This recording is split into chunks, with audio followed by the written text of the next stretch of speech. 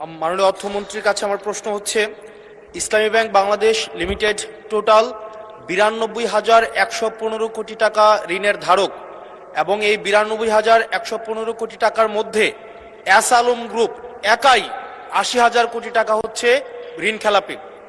জনতা bank থেকে Beximco group একাই হচ্ছে 25,000 কোটি টাকা হচ্ছে ঋণ খেলাপি।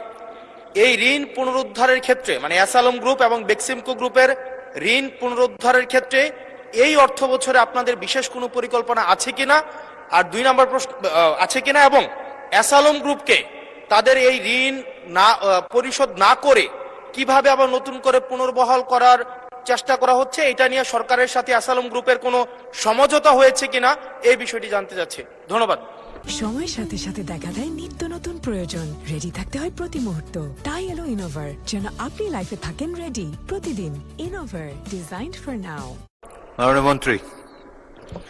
মাননীয় স্পিকার, বিএনপির রাজনীতি অর্থনৈতিক কার্যক্রমের মধ্যে কারোর সাথে কোনো সমঝোতা করার কোনো সুযোগ নাই, এবং বিগত দিনে আমি আপনাদের একটু পরিষ্কারভাবে বলতে চাই, বিএনপি যতবারই সরকারে এসেছে ফাইন্যান্সিয়াল ডিসিপ্লিন নিয়ে কোনো প্রশ্ন আসে নাই, macro strategy, macro economic stability নিয়ে কোনো প্রশ্ন উঠে নাই, শেয়ার বাজার লুটপাট নিয়ে কোনো প্রশ্ন উঠে নাই।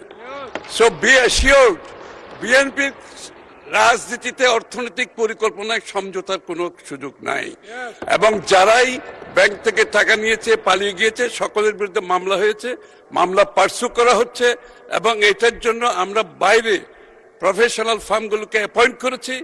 এই টাকা দিয়ে যারা পালিয়েছে এগুলো রিকভারের জন্য একদিকে G2G গভর্নমেন্ট কাজ চলছে, অন্যদিকে রিকভারি যে ফার্মগুলো আছে প্রাইভেটলি তারাও কাজ করছে।